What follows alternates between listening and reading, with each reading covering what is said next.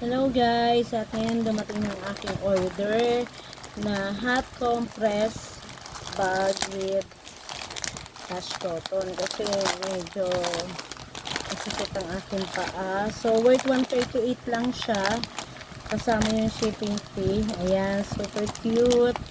Ang kinuha kong is green. Ayan, hot water bag. Ayan pala. So, yan. Sa TikTok shop po dito in order. So, ayun lang. Gunting na saan na. So, ayan. Hindi na pala kailangan ng gunting. Ito na lang. I-ano natin ito. So, check natin. Ayan. Ay, super cute nga. Kasi may ano pa siya.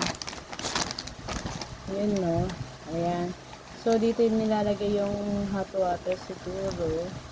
Tapos ito, ayan, parang hindi. Kasya kaya ito? Ano ito yung lalagay? So, ayan. Try natin isa kung kasya itong binigay nilang cloth.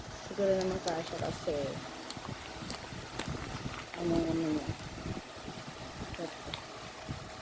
So, ayan. Kailangan yata mayroon na nito para ano ay naglagay ng hot water.